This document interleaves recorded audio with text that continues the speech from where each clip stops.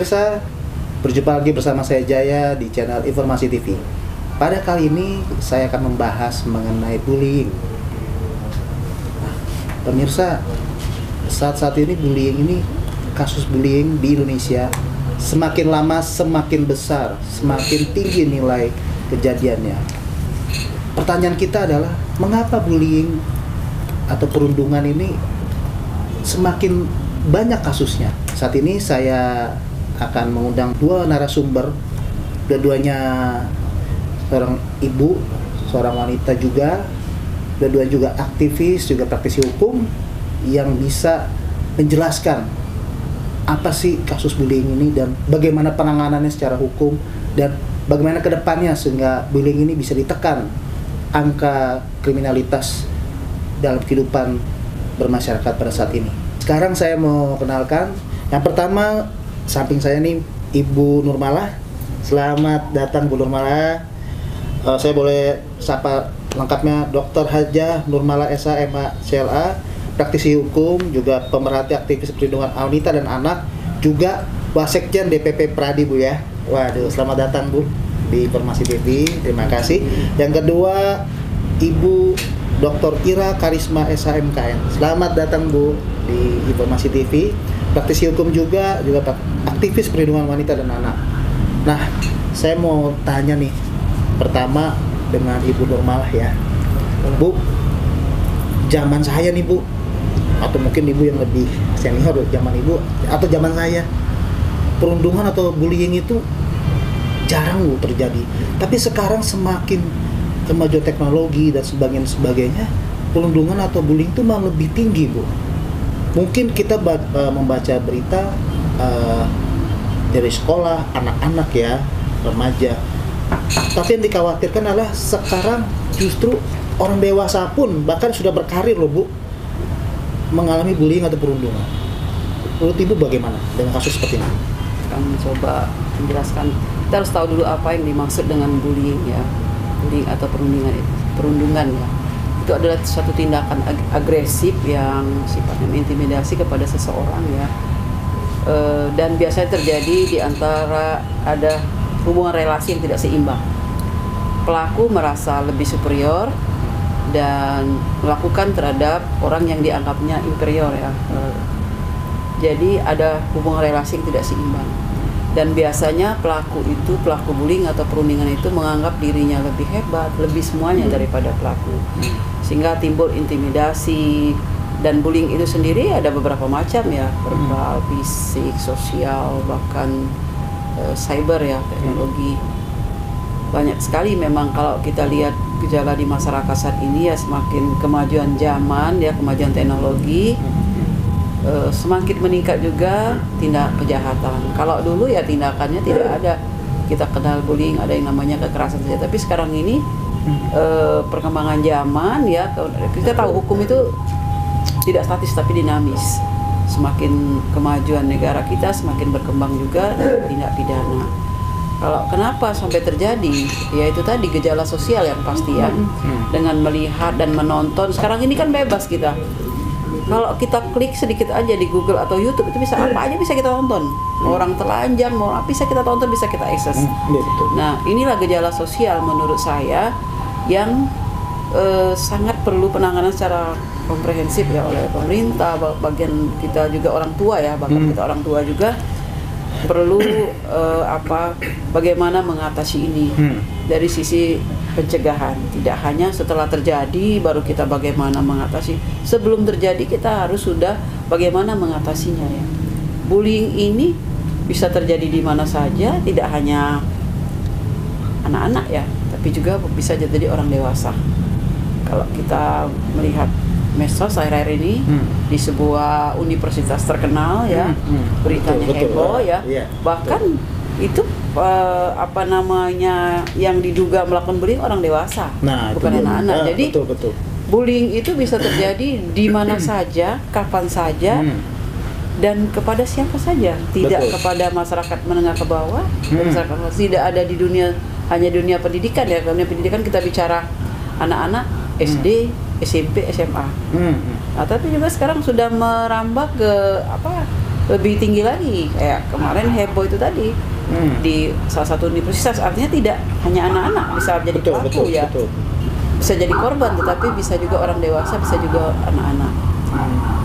Nah, disinilah fungsi daripada kita ya, masyarakat, orang tua, negara. Ada banyak faktor yang mempengaruhi bagaimana kita menghindari atau agar jangan terjadi tindakan bullying.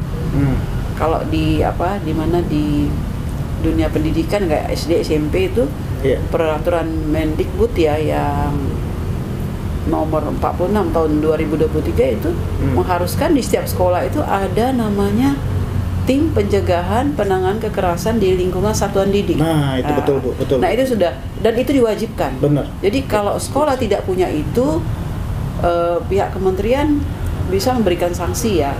Dan tim inilah yang tidak hanya apabila terjadi kekerasan, mereka juga punya fungsi sekolah itu untuk mensosialisasikan anti bullying. Misalnya di sekolah-sekolah itu ada stiker-stiker atau apa ya. Benar.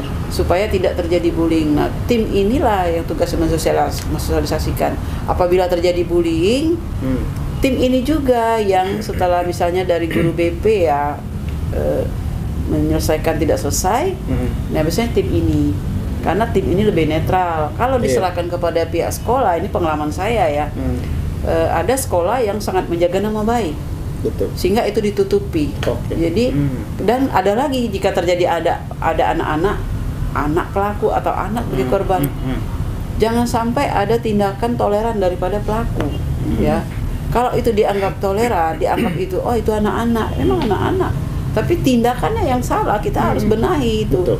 Nah, kebanyakan kita ini kalau ada terjadi seperti itu, tutup, jangan sampai di ini karena anak-anak. Betul, ini anak-anak. Dan hukum juga kan berlaku itu untuk yang berapa belas tahun ke atas. Kalau 14 tahun ke bawah belum bisa dikatakan anak berhadapan dengan hukum. Tapi lagi-lagi bagaimana cara mencegah ini jangan terjadi, itu tadi. Sekolah jangan menutup diri ya. Pertama, berlakukan memang tim pencegahan tadi ya, penanganan. Kemudian jangan menutup diri ketika terjadi apa-apa, tapi lebih mementingkan nama baik sekolah. Kalau kita angkat itu, kalau ada murid yang berani speak up, bahkan ada yang mau mengancam, itu kita laporkan pencemaran nama baik, itu yang tidak benar, itu yang terjadi, yang saya tangani sekarang itu ada seperti itu. Maka saya laporkan kementerian, saya laporkan ke dinas pendidikannya. Jadi bukan hanya anak yang kalau anak-anak kan dihukum tidak disuruh sekolah malah senang malah dia. Tapi bukan itu yang kita mau. Di sekolah juga kalau memang tidak menerapkan aturan seperti itu atau menutup diri, ya ada sanksinya. Sanksinya itu ada lisan, ada tertulis, bahkan dicabut izin daripada sekolah itu. Betul. Itu dari sisi ini ya, itu menurut pendapat saya ya. Sekarang saya mau tanya ke Ibu Ira, dimana Ibu Ira ini kan juga punya anak juga, Bu ya. Betul. Nah, ibu muda juga punya anak. Bagaimana sih perasaannya selain sebagai seorang praktisi hukum? Nah, sekarang dari sisi seorang ibu punya tanggapan seperti apa, Bu, kalau menghadapi, mungkin ada melihat kasus seperti ini? Menyambung tadi dari Ibu Dr. Nurmala ya, terkait dengan bullying terhadap anak-anak yang terjadi sekarang di dunia pendidikan gitu kan, maupun mungkin di dunia kerja juga ada gitu ya. Terkait dengan anak ya, untuk masa dini ini harus memang diedukasi dulu anak itu ya, terkait bully, dikasih pengertian supaya tidak terjadi di sekolah. Bahkan khawatir juga, bahkan nanti malah anak kita sendiri yang melakukan hal itu gitu kan. Jadi memang harus diberikan edukasi lebih dini terhadap anak-anak. Jadi bully itu apa, bagaimana di sekolah itu kepada temannya seperti apa begitu ya. Jadi memang peran orang tua di sini sangat penting sekali ya, dan tentunya juga dari sekolah itu harus ada aturan seperti yang Dr. Nurmala tadi sampaikan. Di dalam sekolah itu harus ada peraturan yang tegas gitu. Jika memang melakukan hal seperti itu gitu ya, bullying yang tadi disampaikan, harus ada tindakan tegas gitu. Mungkin ada sanksi gitu kan, supaya ada efek jera terhadap pelaku, jadi tidak menimbulkan kejadian yang terus menerus. Nah, ini peran orang tua dan sekolah itu harus ada sinkronisasi sebenarnya kalau untuk anak-anak di bawah umur gitu ya. Gitu. Nah itu, dan peran dari pemerintah juga ya, dari kementerian ini harus ada gitu untuk actionnya apa gitu terkait dengan ini gitu, karena bukan dari anak-anak saja tetapi orang dewasa juga gitu. Mungkin di dunia kerja juga banyak seperti itu terjadi. Kadang melihat bahwa orang ini tuh nggak pantas bergaul dengan dia atau apa, itu bisa timbul bullying gitu ya, mungkin secara verbal, secara sikap juga bisa. Body language kita itu salah satu bullying juga ya, betul. gitu kan, gitu. Dengan saya misalkan dia tidak bicara tetapi dia menghindari gitu, menghindari karena dia mungkin ilfil atau apa gitu kan, ada juga seperti itu. Nah itu harus kesadaran dari masing-masing pihaknya sendiri itu sih gitu. Betul. Ya saya harap ini tidak terjadi ya terhadap di dunia kerja maupun di dunia pendidikan gitu, untuk kita sosialisasikan lagi seperti itu. Tadi Ibu Biran juga menjelaskan perlu ada informasi ya untuk sekolah-sekolah dan semuanya. Nah, saya pengen tahu seberapa penting sih ada edukasi untuk mengenai masa bullying ini, supaya orang tahu mengerti bahwa edukasi tentang bullying ini di tingkat sekolah atau mungkin di tingkat perkantoran dan pekerjaan malah bisa ya kan terjadi. Tadi Ibu bilang bahkan di perkantoran lebih yang sudah dewasa lebih ini ya, kompleks ya. Dari body language saya udah ketahuan ya. Ini bahaya nih. Orang kan juga orang kalau ini kan. Nah, itu perlu nggak sih Bu edukasi seperti itu? Baik. Kalau di dunia pendidikan ya, menurut saya penting sekali pihak sekolah harus bekerja sama dengan pihak pemerhati anak gitu kan, seperti itu gitu ya, mungkin praktisi yang memang di bidangnya begitu ya, yang terkait dengan ini, karena itu lebih baik menurut saya diedukasi lebih dini. Betul. Supaya nanti sejak dewasa gitu kan dia udah mengerti, sudah paham gitu kan, dan tidak melakukan hal itu. Nah gitu. Kalau untuk di dunia kerja saya rasa ya kesadaran itu ya terkait dengan itu mungkin ada juga buat seminar-seminar seperti itu terkait dengan bahayanya bullying, terus akibatnya gitu ya, akibat daripada bullying itu apa gitu loh, seperti itu sih gitu. Nah kalau Bu Nurmala sendiri bagaimana tanggapannya dari kasus tersebut? Betul, jadi untuk kita ini kan jangan lebih baik mencegah daripada mengobati, itu prinsip yang paling penting ya. Kalau bisa jangan ada bullying. Betul.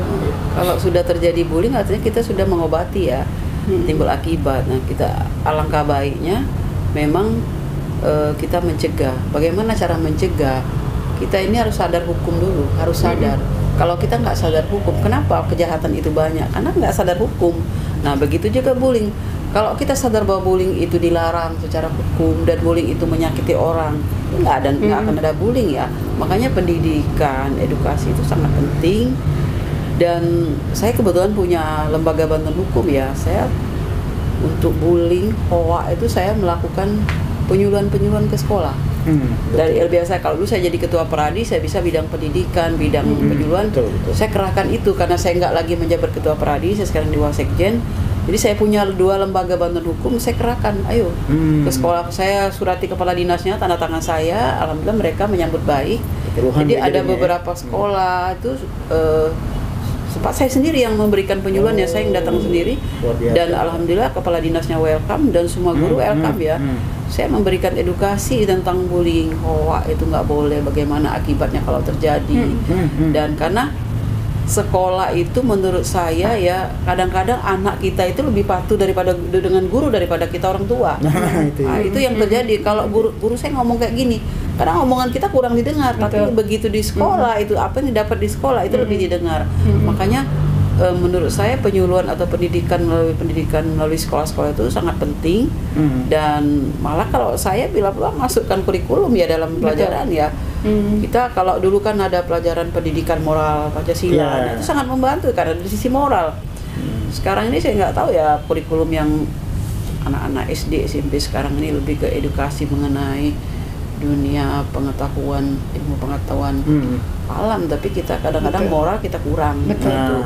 Nah kita tahu jam sekolah ini kan kita titipkan anak di sekolah, dari pagi, katakanlah jam 7 pagi sampai jam Betul. 12, jam 1 itu tanggung jawab sekolah. Betul. Kita orang tua nggak tahu loh apa yang Betul. terjadi di sekolah. Betul. Mereka mencari ilmu di sekolah. Makanya pendidikan di sekolah itu ya penyuluhan macam tadi sangat diperlukan dan itu sangat penting ya. Sebenarnya tidak hanya dari praktisi hukum, bisa kita guide dari Dignas Pendidikan, kemudian dari Komisi Perlindungan Anak. Betul. Nah, itu kerjasama. Ayo Iya. kita praktisi. Kalau saya umumnya siap ya untuk mengadakan poin seperti itu. Nah, libatkan tim ini. Jadi jangan sampai kampanyekan ya. Kita kampanyekan stop bullying Betul. dimanapun dan kapanpun, stop kekerasan Iya. kapanpun dan dimanapun. Kalau terjadi kekerasan ini loh hukumnya, kita bisa dihukum. Kalau anak-anak bisa kena undang-undang perlindungan anak, kalau orang tua bisa kena pasal-pasal KUHP. Nah, itu jangan sampai itu terjadi. Bagaimana? Ya kita cegah. Bagaimana cara mencegahnya? Adakan pendidikan hukum, buat orang itu sadar hukum. Kalau kita sadar hukum, nggak penuh penjara itu. Itu ya, nggak penuh penjara. Betul, Semua betul. penjara itu kapasitasnya over kapasitas. Betul. Padahal kita ini udah banyak semua, kayak korupsi udah ada komisi. Zaman dulu nggak ada komisi-komisi, Iya, betul. tapi semakin banyak penyidik korupsi, semakin banyak juga kasusnya. pelaku korupsi. Iya. Apa yang salah? Betul. Maka tadi ada banyak faktor untuk mempengaruhi penegakan hukumnya. Saya sering kampanyekan banyak faktor itu, tidak Iya, hanya faktor hukum, tapi penegak hukum yang kredibel, aturan hukum, penegak hukum, negara, masyarakat, itu budaya kita juga. Banyak faktor. Kalau itu nggak terpenuhi, ya kita akan sia-sia hukum ini. Nah, Bu, saya mau nanya. Tadi kan Ibu berbicara mengenai hukum pasal-pasal. Nah, sekarang Ibu sebagai yang mengerti dan sudah expert lah di bidangnya, Ibu boleh ngasih informasi, Bu, kalau perlu emang kalau Ibu bisa ingat nih atau Ibu bisa jabarkan sedikit aja pasal-pasalnya siapa sih, Bu? Karena supaya orang tahu nih. Karena jujur aja, Bu, ya, ini sangat miris ya sekarang ya. Bullying ini berbicara bukan fisik aja tapi perasaan. Nah, ketika fisik dan perasaan itu sudah terpendam lama, banyak juga korban-korban itu bunuh diri loh. Dan itu kita nggak bisa menampik ya. Bahkan anak yang di bawah usia pun, yang masih sekolah pun ada yang bunuh diri. Karena kenapa? Karena bullying. Sampai orang tuanya nggak tahu, loh kok anak saya bisa begini dan sebagainya. Nah, ini bisa nggak, Bu, Ibu jelaskan mungkin secara hukumnya sudah ya secara hukum lah ya, supaya masyarakat tahu loh, kalian yang pelaku bullying ini ada pasal-pasal ya, ini sangat berat loh ya, Bu ya. Ibu tadi bilang kan ada pasal. Nah, mungkin bisa sekilas saja, Bu, bisa jelaskan apa aja sih, Bu, yang bisa kena nih kalau pelaku bullying nih, boleh nggak? Silakan. Sebenarnya hukum kita ini sudah lumayan bagus ya. Kita kalau kekerasan terhadap anak sudah ada undang-undang tersendiri. Ya lumayan lah. Kalau dulu kan cuma mengacu pada KUHP yang ciptaan Belanda. Kalau zaman sekarang kita 2022 sudah ada undang-undang perlindungan anak yang sudah diperbarui ya, undang-undangnya. Kalau kekerasan atau bullying itu terjadi pada anak, kalau dia tidak menyebabkan luka atau hanya itu, ada ancamannya. Jadi kalau menyebabkan mati ada ancamannya, kalau menyebabkan luka ada ancamannya. Jadi mulai dari 3 tahun denda 72 juta. Kalau dia menyebabkan luka berat ada lagi ancaman, kalau menyebabkan mati 15 tahun. Ya. Jadi kalau dia luka berat 5 tahun, kalau dia luka ringan itu hanya 3 tahun ancamannya. Ada dendanya, bahkan yang paling tinggi kalau mati 3 miliar kalau meninggal. Itu kalau dia terjadi pada anak ya. Kemudian itu pun kalau pelakunya anak. Tapi kalau itu orang tua yang melakukan, atau gurunya atau orang tuanya, malah lebih tinggi lagi, ada tambah 1/3 ya dari ancaman pokok. Kalau itu terjadi pada orang dewasa, nah itu kita menggunakan masih pasal-pasal KUHP. Kayak misalnya akibat dia bullying tadi, korban tadi mengalami luka ringan, kita pakai 351. Kalau dia menyebabkan luka berat, mati, kita pakai 351 ayat 3 ya, 7 tahun ancaman. Tapi kalau dengan sengaja menyebabkan orang itu meninggal, bukan lagi penganiayaan, itu menggunakan pasal 338. Sebenarnya aturan kita sudah ada. Itu masih KUHP lama ya, kalau KUHP baru kan 1/2023 kan. Tapi itu kan berlakunya belum sekarang, masih pakai KUHP lama. Iya. Hukumnya udah jelas.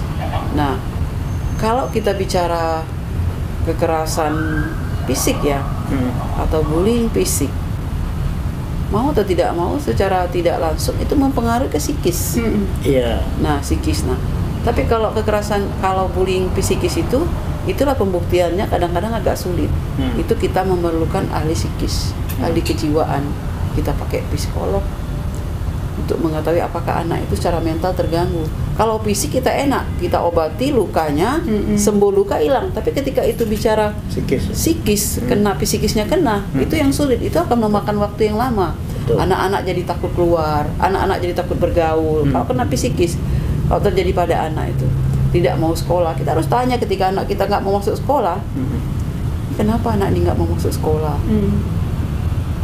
Nggak nyaman, sementara saudara-saudara lain mau ke sekolah. Setelah kita selidiki, kasus yang saya tangani ada yang lagi dipanggil. Ternyata dia kena bullying di sekolah. Pernah tangannya ditusuk, pernah dia di rame-rame. Dan bullying itu, ingat, bullying itu tidak sendiri melakukannya.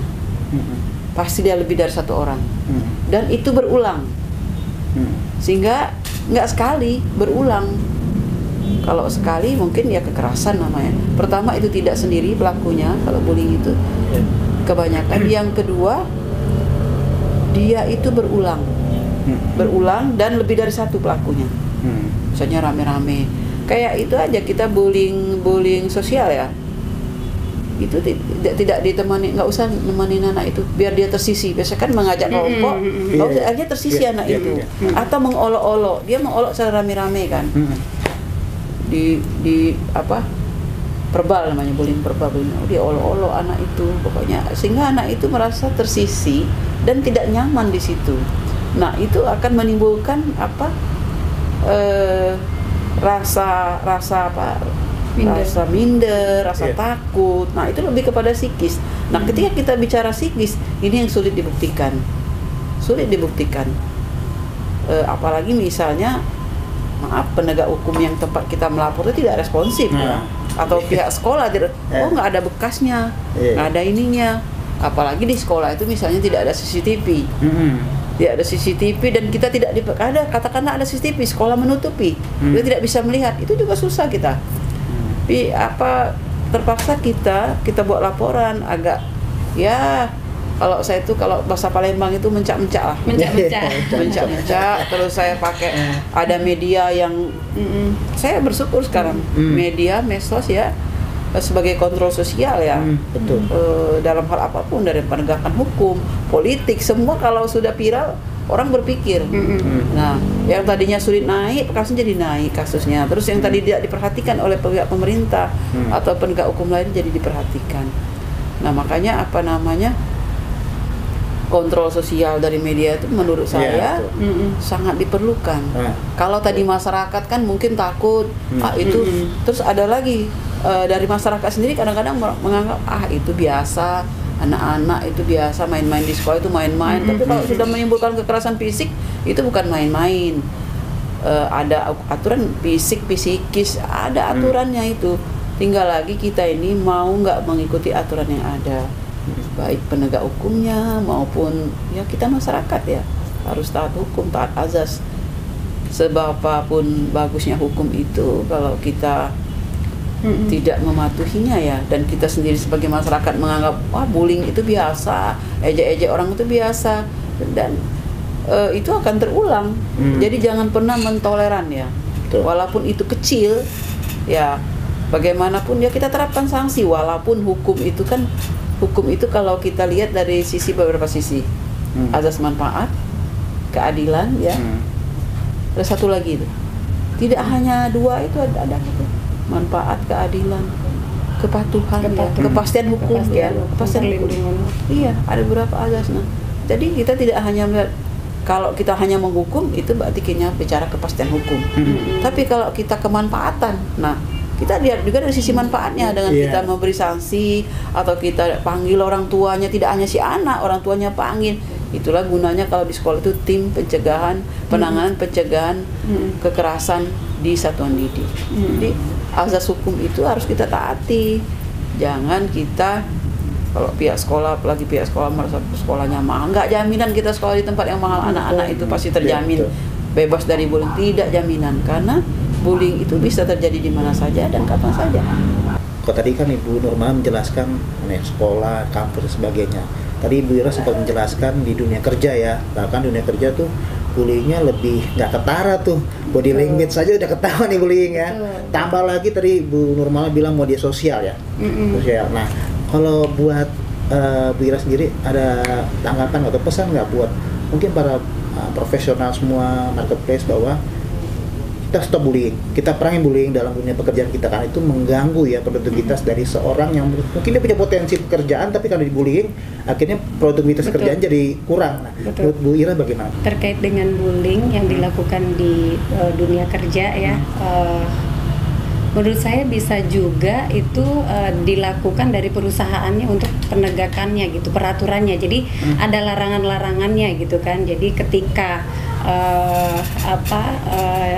di join untuk bekerja, biasanya kan karyawan itu pertama kali kan ada interview gitu kan, interview atau apa. Nah, itu disosialisasikan dulu terlebih dahulu kepada karyawannya. Nah, mungkin juga bisa dibuat peraturan gitu, peraturan bahwa tidak boleh melakukan bullying ini di area perkantoran ya, perkantoran gitu, pekerjaan, karena yang itu Bapak tadi sampaikan bahwa akan mengakibatkan ke mungkin proses pekerjaannya akan terganggu seperti itu ya. Jadi ya dari pimpinannya sendiri sih untuk melakukan membuat peraturan terkait dengan itu gitu, anti bullying gitu. Bila perlu dimasukkan dalam perjanjian kerja ya. Betul, di dalam perjanjian kerja, betul.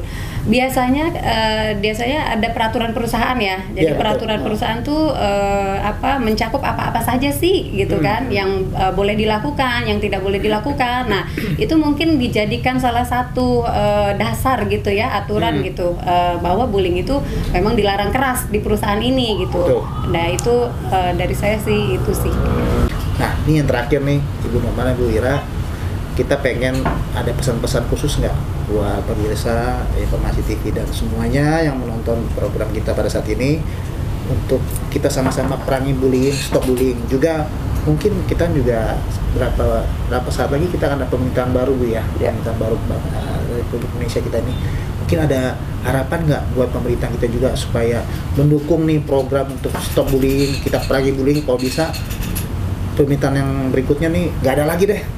Ya kan kayak zaman dulu zaman saya tuh nggak ada loh bullying zaman sekolah kita ya. Tapi sekarang malah yang kita sama anak-anak kita nih. Saya juga mungkin kalau anak saya itu ya serem juga kan. Kalau anak kita bagaimana? Nah, mungkin dari Ibu Nurmala ada pesan untuk khusus buat semuanya, juga pemerintah juga, supaya kita sama-sama perangi bullying. Pesan saya kepada pemirsa yang sempat menonton acara ini ya, dan kepada masyarakat luas, ayo kampanyekan stop bullying dimanapun dan kapanpun ya, karena itu adalah tindakan yang melanggar hukum dan melanggar hak seorang.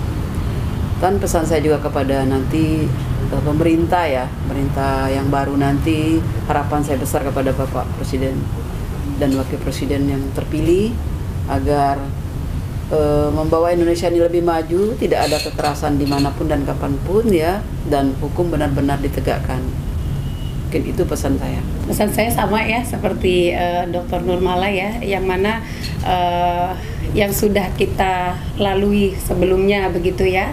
Penegakan hukum itu jujur sangat sulit gitu.